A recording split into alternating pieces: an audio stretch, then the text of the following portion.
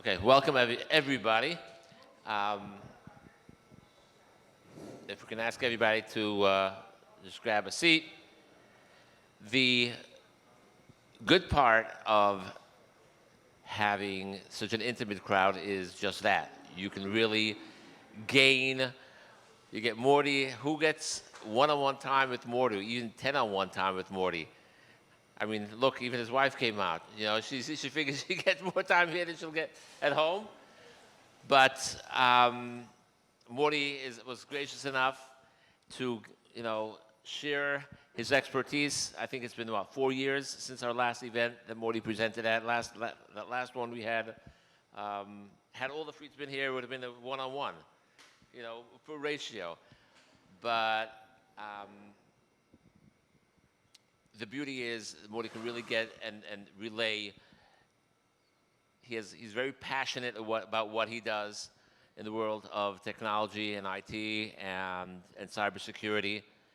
And we as the LCSC cherish these opportunities, number one, to get this really pertinent information out to people.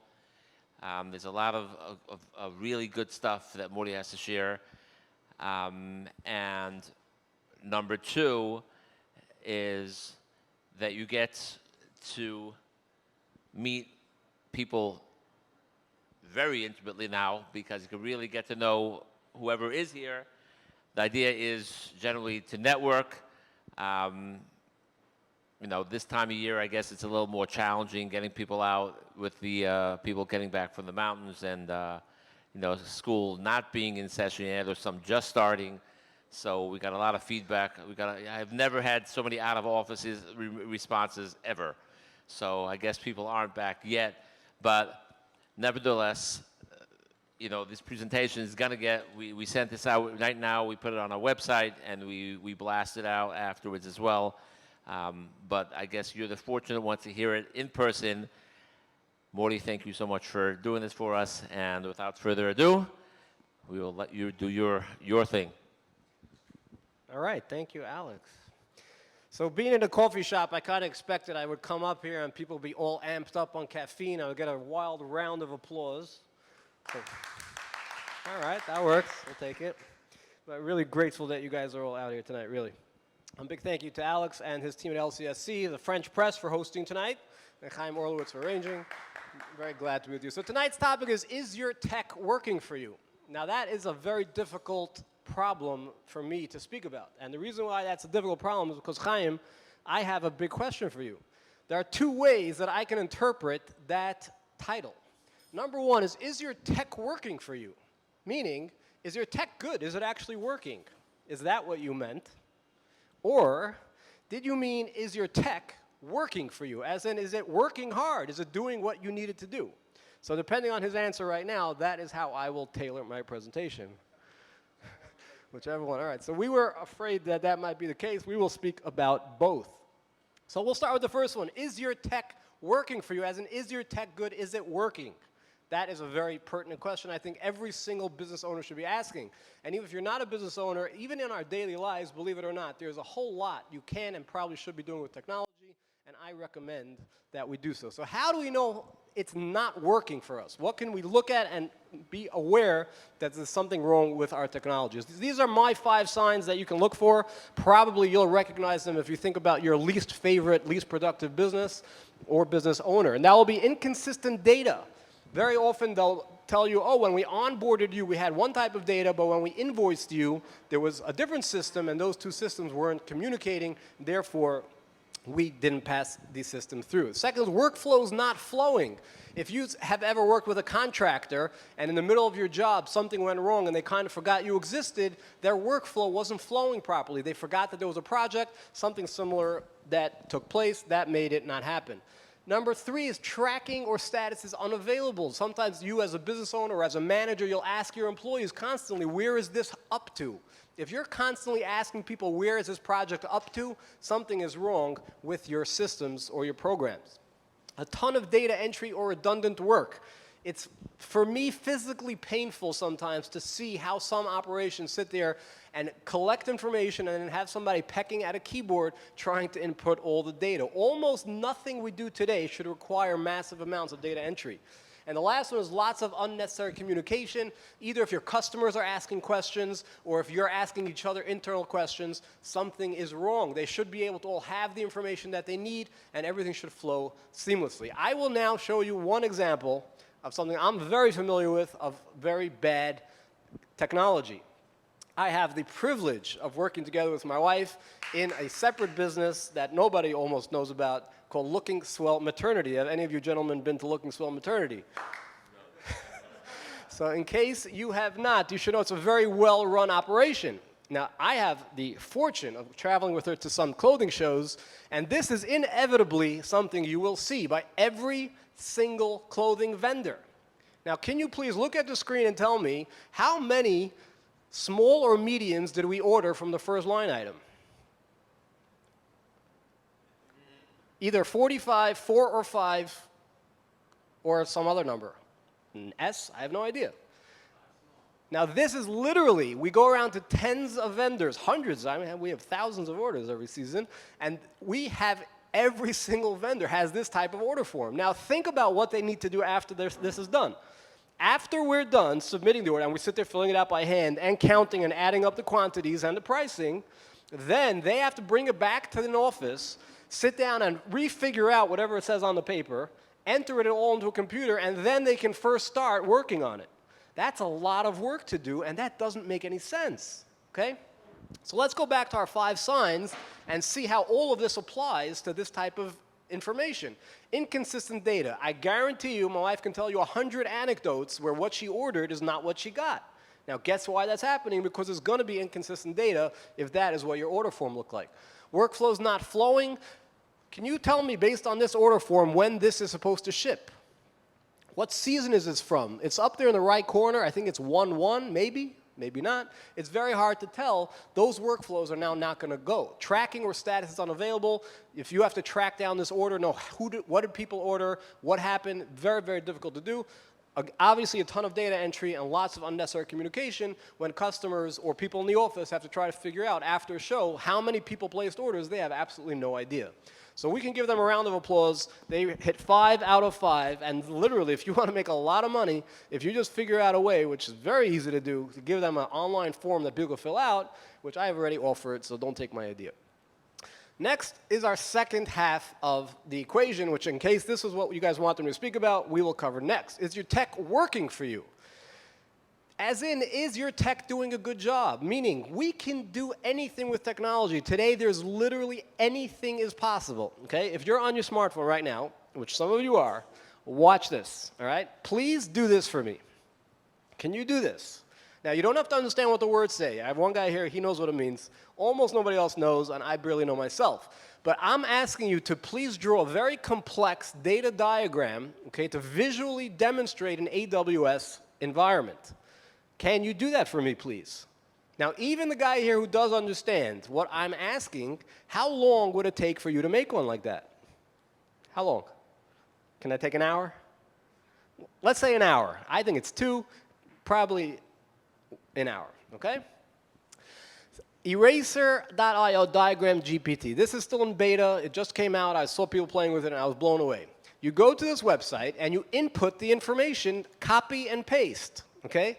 Which means, in essence, I can go to a meeting now and put my phone on voice transcribe and transcribe it straight into that field. Okay, as the guy's talking, describes his environment, it goes into the field, and let's watch what happens.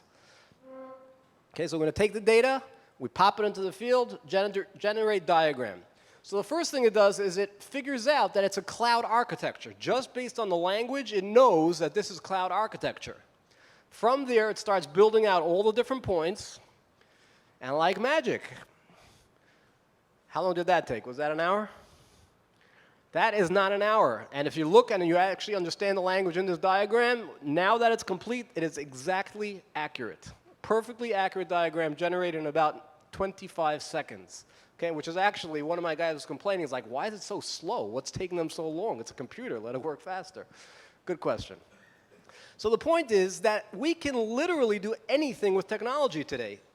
Is it worth our investment, however, okay? That is the big question, because we can do anything, but should we do anything? So we have a big slide that says danger ahead, and this is the danger, okay? You might be a very talented programmer who can automate things very, very, very well.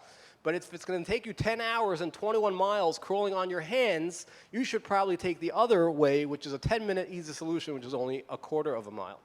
And you might not appreciate how funny this diagram is if you're not a nerd like me, but that is actually really funny because we see it all the time. People spend tons and tons of time and effort doing things that don't actually make any sense. So how do we actually do this scientifically? If we wanted to be a little bit more scientific about this, what should we do? This is what I like to call a win-loss analysis. Not that you should think, chas v'shalom, I actually do this in practice, because I don't.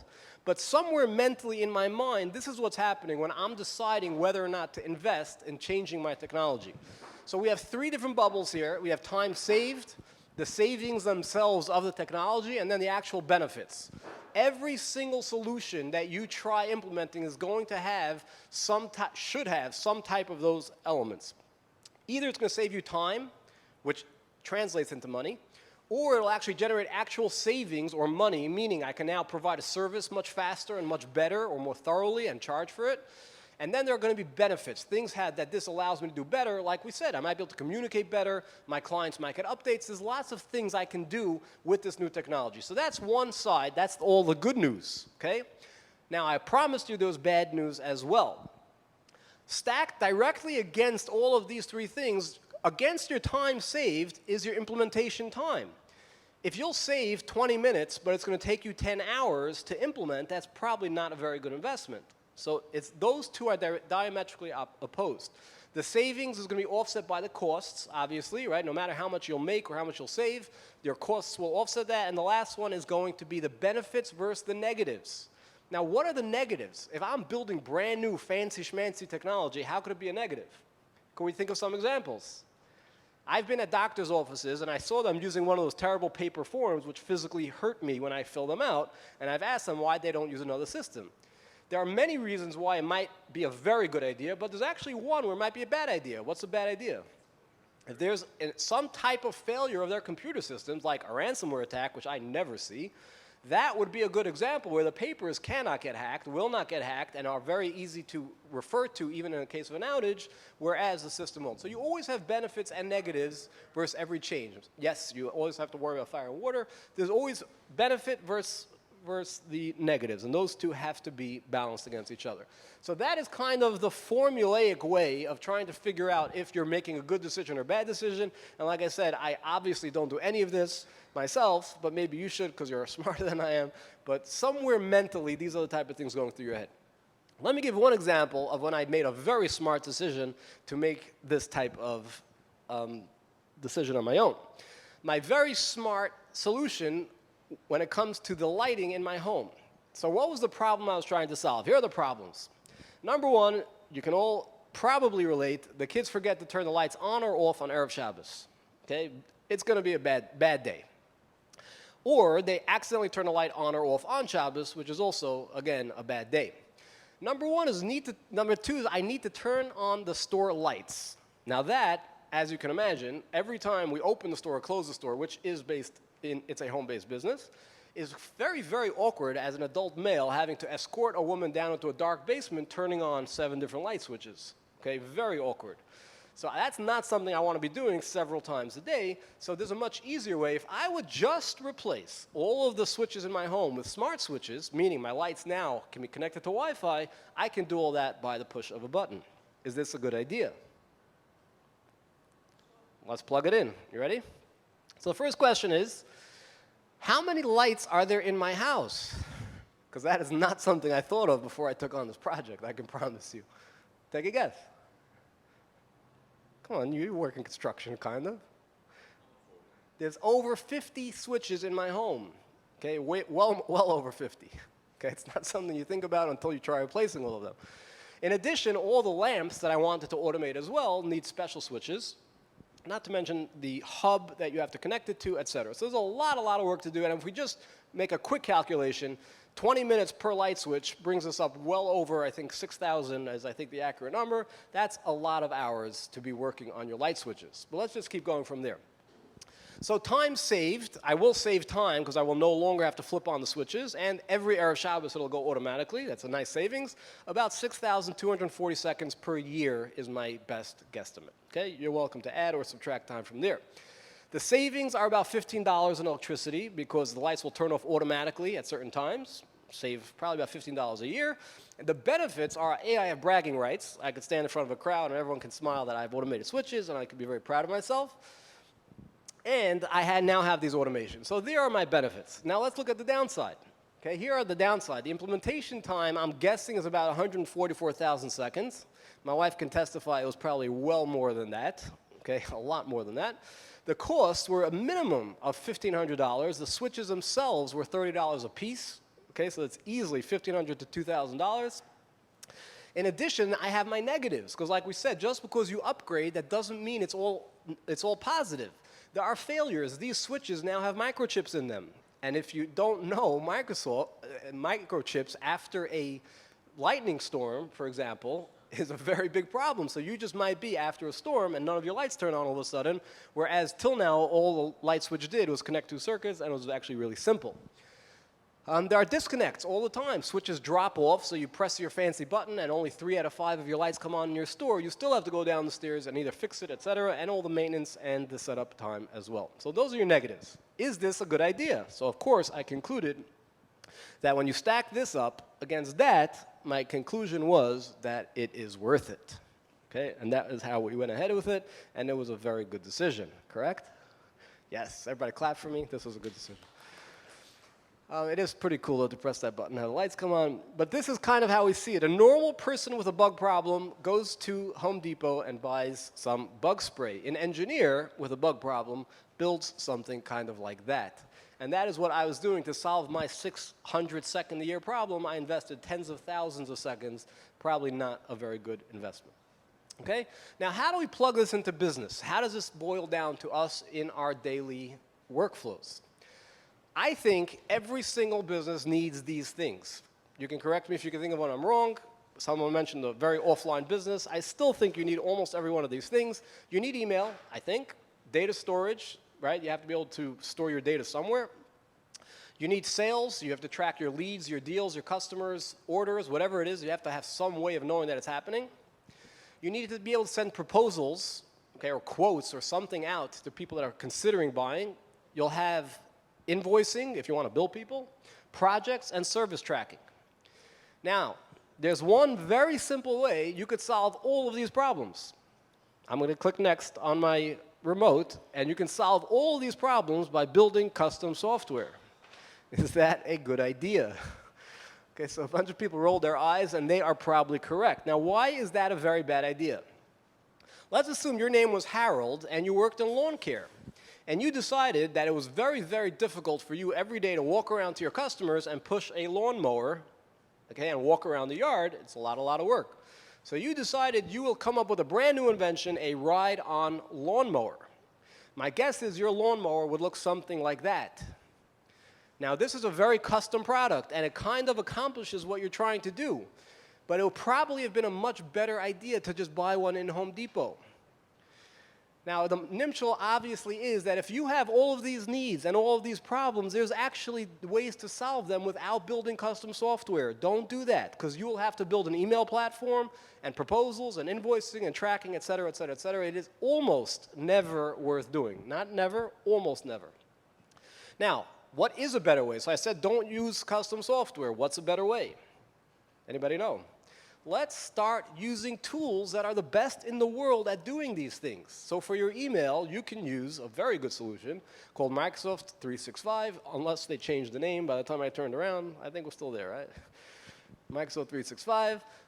For sales, you can use something like Pipedrive. Now, I am partial to some of these products. I am not exclusively using them, but a bunch of them we do use, and I will kind of show you our own workflow. For proposals, PandaDoc is phenomenal. For automation, you should be using something like Zapier. Zapier is going to connect all of these tools together. Okay, we're going to see how to do that shortly. For projects, you can use ClickUp. Okay, it's phenomenal, although it's awfully slow. But that's one of those things. For invoicing, you might decide to use QuickBooks Online, and for service tracking, you might use Airtable. And then it's actually really easy to connect them just like this. Now, we use this workflow internally for a lot of things. Our emails sync to Pipedrive until I replaced it recently, which is a whole different story, and we'll demonstrate that soon. Pipedrive pushes straight to PandaDoc. It's a built-in integration. You literally flip a switch, and you can start pushing your proposals. Zapier can then push it, once you have a closed deal, over to Airtable for tracking and over to QuickBooks for your invoicing. And then if you have projects, you could pull them directly from your email with ClickUp. And I just solved all of your problems instead of making you a bike-powered lawnmower by going to Home Depot, because these are excellent, phenomenal tools. You will never build a custom tool that's going to be better than all these products. And the only way you might come out ahead with custom software is if you have a very niche product that nobody else does in the world, which I highly doubt today, especially with so many low-code options that you could be leveraging. Okay?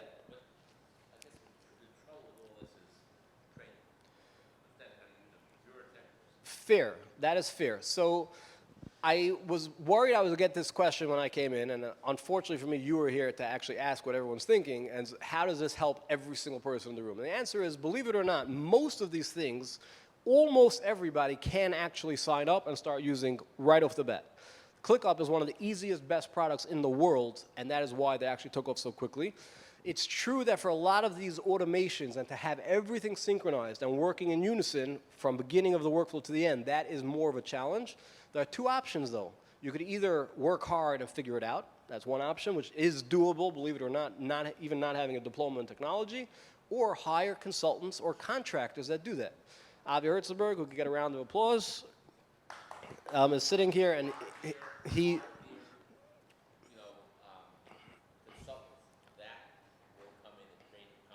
So that's what Avi will do. Not necessarily training the company was what the consultant will do. He'll build the framework for you. Once it's built, it's really simple. When you see my workflow, which we're going to demonstrate soon, people don't believe me. We can send out a proposal in seconds. We can start a project with 2 or 3 clicks. Everything gets tracked, everything is communicated. Exactly all those 5 steps we spoke about earlier is all taken care of with a couple of clicks. So here's our example. This was Keystone's challenge. Now, believe it or not, I work in cybersecurity. What time should I finish? 10:30, 11? Or probably 15 more minutes, I think. I work in cybersecurity exclusively, but believe it or not, it is a small business, and I had to figure out how to overcome these challenges. So number one is, how can we track our sales leads? Like we said, I needed some sort of CRM. We must send proposals quickly. I try engaging on occasion with businesses, and if it takes you 2 weeks to send me a proposal, I probably will not use you as a service, because it'll take you 2 weeks to answer my support questions or problems when there's an outage, and I don't want that. So if you want to impress me, you better get me that proposal very quickly. We should not have to re-enter customer information. If we already communicated in an email, that means I have his email address, I probably have his number in the signature, and I probably have his name. All of that information should flow very quickly into my CRM. I have multiple servers with different workflows, and this was actually a very big challenge. Now, just to spell it out a little bit more clearly, at Keystone Cyber Protection, we have many different options and pricing that customers can take advantage of. Just to give you one as an example, our phishing tests. We do a lot of phishing tests, and it's a lot of fun, and I urge you all to please consider becoming a phishing tester, because it's one of the best highs you can get, barring illegal drugs. Really, we've fished a lot of fun people, did a lot of fun stuff. But anyways, imagine you have a client that buys 12 phishing tests that he wants to space equally over the next 2 years. How in the world am I supposed to track that? How am I going to remember to send that phishing email? How am I going to know what the status of each one is up to and make sure I don't under-deliver and don't over-deliver those products? I have to figure out a way. Now, that runs very differently than a risk assessment, which is done with interviews and a lot of on-site meetings, et cetera, et cetera. All of these are different. We need to figure out a way to deliver multiple items with multiple different workflows. So that's our second requirement. That's the minimal data entry, because, again, I will cry if I see people doing a lot of data entry. We have to be able to invoice clients and spin off different service items into larger projects. Sometimes a project or item will not fit into your regular bucket of a workflow. You need to come up with a different way to track it, and that is something that we need to do. Should we do it? Can we do it? Yes? Are you ready? Now I need to switch into my browser mode, and this computer is very low, but I will try to get through this in a reasonably quick manner because I don't want you guys falling asleep. And let me just mirror. Welcome to Airtable. Now, in case you don't know what Airtable is, please find out. Okay, Airtable or their very, very capable competitor, maybe better, is SmartSuite. Quick clap for SmartSuite also. We'll clap for SmartSuite. SmartSuite is phenomenal. It's a competitor to Airtable. The idea is take any type of data, okay, and be able to display it in many, many different ways and interact with the data like a database. So again, it's a little hard to understand without seeing. I'll give you just a little bit of an understanding. So here at the top, we have companies, contacts, deals, contact roles, all these different type of tabs, kind of like spreadsheets. Okay, just imagine each one is a spreadsheet. However, this spreadsheet, all those tables can actually interrelate with each other. That's the idea of Airtable. So if I have a company, that company can also have deals. So here's AccuCaring. They have 2 deals, and then I can quickly go into the deal and see what it is. Under the deal, I have their contacts, their line items, et cetera, et cetera. So right away, you can kind of see the idea how we took all these different data points about this customer, we merged it all together into one system so that now we can very effectively go ahead and service these clients without losing track of each thing. Okay? So let's go back here, because again, this is just a demo version of what we actually use. We'll start from scratch, and you tell me if this is impressive, because I think that it is, and I love showing you guys what a good job I did. So number one, we will do LCSC deal, if I can type with one hand and on this keyboard. And we're going to do 1, 2, 3 here, just so we can identify it. We're going to pick a company. AccuCaring is the first, so we will use them. All right, so here's our deal. Now, our record's hidden just for a moment while the automations run. But now, it's going to go ahead and create that deal. Once it creates that deal, it's going to start pushing data all over the place. And here's how it pops up. So now I kind of have a bucket where I can put everything about this deal. I can communicate internally with these comments. I have the information of when the deal came in. It all came in automatically just by me typing a few letters. The next thing I'm going to do is I'm going to add my line items. Okay, so adding my line items works kind of like this. I'm going to go here. We're going to give them, let's just do a phishing test. And we're going to do 5, let's do 3 because I don't want to overwhelm my automations. And the price is going to be very cheap, $230 a piece. It's a good price. No, it's special for you guys. All right, so we're going to give them phishing tests, and now we're going to also add risk assessment, because I like risk assessments. I think everyone should do them because they are very profitable. Just joking. All right, we're going to do this at $4,500, which is, once again, a very good price. Now, if you watch on the top right of the screen, we're already tallying up all the information, how much it actually costs, all done automatically. We have down here the name of the person, their email, their company role, et cetera. Now, how difficult is it for me to send a proposal at this point? So you may have noticed a very handsome button right up here called Send Proposal. What do you think happens when we click that button? We'll click the button. Now, just while this is churning and doing its thing, Airtable costs almost nothing. Okay, it's a couple dollars per user, $20 to $30 per user, which in my world is actually really, really cheap for a system that I did not have to build and just took a couple of clicks to put together. I'm going to quickly jump over to Zapier now so that I can run that automation manually so I don't have to wait for it, because Zapier runs on a clock. This is Zapier. Like we said, Zapier is the glue which pushes all of these automations and keeps them all together. So we're going to do Airtable deals to PandaDoc, which may already have run, but I'll run it just in case. And now Zapier is checking my system to see are there any new deals that it's supposed to push. It found one. It's going to do some magic to format it because it has to be formatted a special way. It'll go ahead, create the PandaDoc, and have my proposal. Let's flip over to PandaDoc just so we can see what happened. Now, I'm going to give you a disclaimer that the graphics are terrible because I did not have too much time to manually port over all my graphics. But here's the deal that we discussed. LCSC deal 123, that's the company name. This is the user that it was supposed to go to. And then once we go into here, you will see, like I said, the terrible graphics which push the deal name.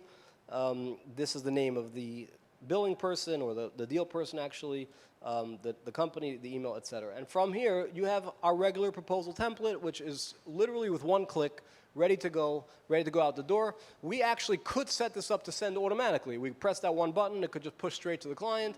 We actually manually review it just to check if there's any errors. Sometimes, believe it or not, software is prone to errors. Okay, so that conquers the first half of our problem. Now, if you look here, this proposal sent status changed automatically. When I pressed that button to send proposal, the button itself turned green, sending proposal, and now the status changed to proposal sent. That tells me that the proposal was generated, and I can move on with my day. So if I was the manager and I want to know where things are up to, I can come here, I can see all my deals. These are the opens, these are on hold, these are the ones. You know, we know where everything is up. Now, I'm going to assume and hope that Alex picked up the great pricing here. He decided that he wants to go ahead, and I won the deal. So I hit 1, it flips over to the 1 column, and now we're going to flip back to Zapier, which we could wait a few seconds, it'll run, but I will manually do it because I respect you all too much to make you wait, and I will manually run it. So now what it's going to do now, it's going to start grabbing all the data that it needs. It's going to grab the customer, it's going to grab the line items, it's going to grab the quantities, the pricing, everything that it needs, and it's going to ship it out to the other systems. So Zapier had to format it a certain way. It pushes some of it where I needed to go, others to a Google spreadsheet where it's like a holding place. That's just the way I had to set it up. But if you look, the end result is, and let's not all cheer at once, that now on my project board, I have AccuCaring LCSC deal 123, and the status is it's a new project, and from there, it actually takes a couple minutes for the line items to come in, because like I said, they have to bounce off of Google Sheets, but in about 2 to 3 minutes, it'll push down to Airtable, connect all of the other pieces that I need, and I can go ahead and start servicing this client. Yeah, for sure. Yes, and we do. All of this stuff, see, now it's actually pushing down through the automation. It connected the phishing tests and made it 3 of 3. And from here, I can actually go and start scheduling my dates and pushing in all the other information that I need. That is not very complicated for my end users. I don't need tons of training. I did not spend $2 to $3 million building out the system. And doing this, I can actually go ahead, track all my client services. It's very, very easy workflows, which, believe it or not, cuts down on labor, on how much staff that you need, the speed and the efficiency that your business runs on. That is the lifeblood of your business. If you do it well, things run well. If you don't, that's when you start having all sorts of problems. So here's our risk assessment. Everything is here, nice and neat. And here is kind of how we go through each item. If we want to just see the projects, all the projects that are open, you have all that right over here. And yeah, if you want your, I don't even remember if we have any on this app, but in here you can see all your charts and figure out what's what if you want your dashboard. So that, if we go back to my presentation, is the right way to try, and now we can't always do it in every single instance, to try and set up your business or whatever it is that you have to do to make things flow properly. Now you guys can all clap while I get this back together again. All right, perfect. So if you think about it, we actually went ahead and we did solve, I believe, all of those challenges to a certain extent. And believe me, it's far from perfect. I've spent many, many hours tinkering with that system, getting everything working perfectly, or what I hope is perfectly. And then my staff started using it, and they said it actually doesn't run the way you think it runs because we don't like how this works, and you kind of have to redo it. Every time you reiterate and do it again, you sit down and make that same cheshbon. Yes, I could spend 30 hours trying to get rid of the comma that's in between those two fields, but if it's going to take me 30 hours and it's going to take my staff 2 hours a year, it's probably not a very good investment, and I'm doing that same cheshbon with every single type of investment. Here's some other things that I have done and sometimes do with Airtable. We use it as a time clock, literally. If we want to know when somebody comes in or when they leave, they come in, they drag and drop their name into a field. It pushes notifications instantly to the team that we know the person's in the office. When they leave the office, they go on lunch. All that happens on the time clock. When I had contractors doing certain types of work, I had them use the system. It tallies up exactly how much they're owed.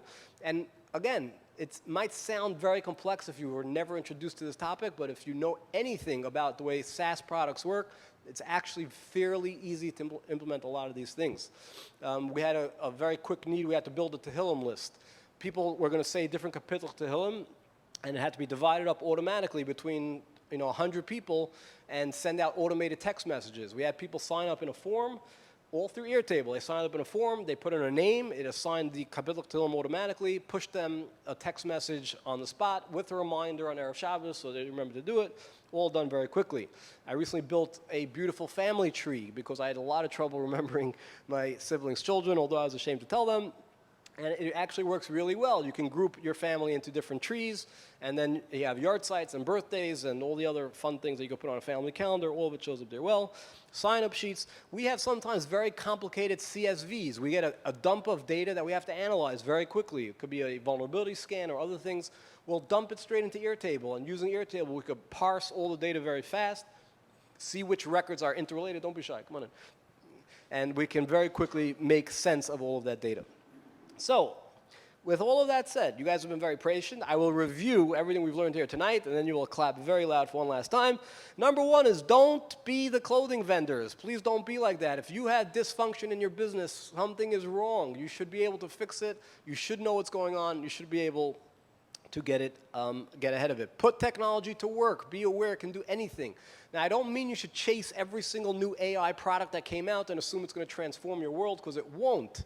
Use that same type of calculation. Is this worth investing in? Is this really a problem I have to fix? If it is, make sure your investment is smart and you can go ahead. Don't reinvent the wheel. Please don't try making a lawnmower if all you have to do is go to Home Depot. There are very good lawnmowers. I cannot recommend any, but if you need one, talk to your local place. They will help tremendously. Use the proper tools for your business and a lot of good things will happen. This is my last slide. Usually my slide says thank you for listening, and you may clap now, so everybody please clap. And that is the end of my speech. Anybody has questions or comments, we can do public for about 2 minutes, and then we'll kill the mic and let you all just schmooze for the rest of the evening. Any questions? Yeah, the typical business owner, how does he analyze the do's and don'ts?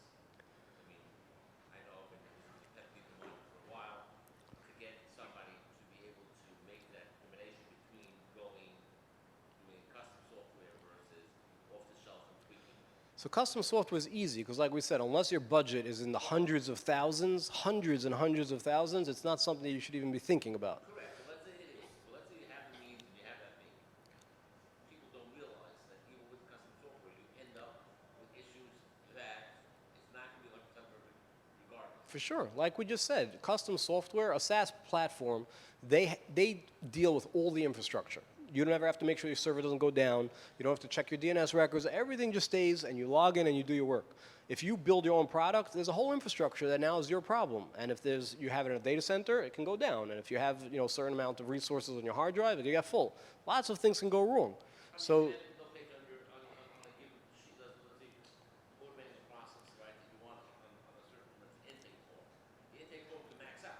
For sure. Yeah, absolutely. Absolutely. So again, I don't always recommend low code. If you really have a custom, if you have a custom need and it cannot be filled with low code, which it probably can't. The way I run, I'm a small operation, so I can run. If you look, the UI that I was showing you was terrible. It's very, very difficult. My employees know I click this field and I go here. If you were just trying to mass produce this to multiple people, it would be very difficult to scale this out to the people. There's data issues, meaning a lot of them, they don't have data permissions. So any user could delete things or change things without a record. But it's not really designed to scale for large entities yet, anyway. They're getting there.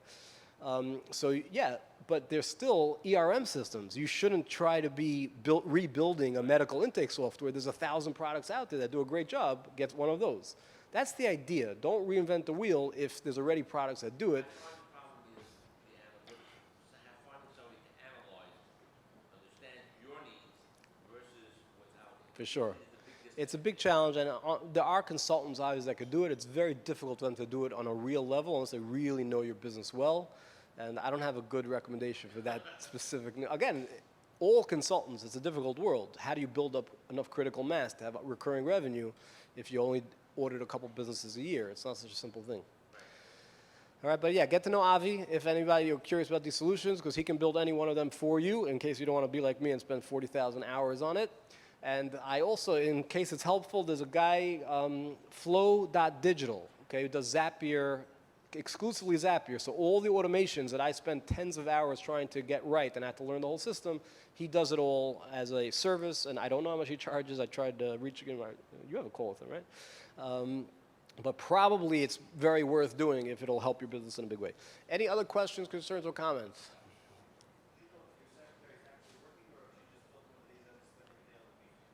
Well, if she built one and spent a day on the beach, but the work's getting done, do you care?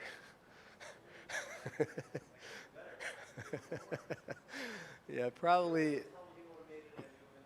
Probably if your secretary is building these types of systems, you're probably not paying her enough. So just be happy with what you're getting and move on with your life. But yeah, you can track computers or do all those things, but nothing that I recommend. I always tell people, don't try solving HR problems with technology. If you have an HR problem, they're not working or they're not doing something, you find out and figure out a way to solve it.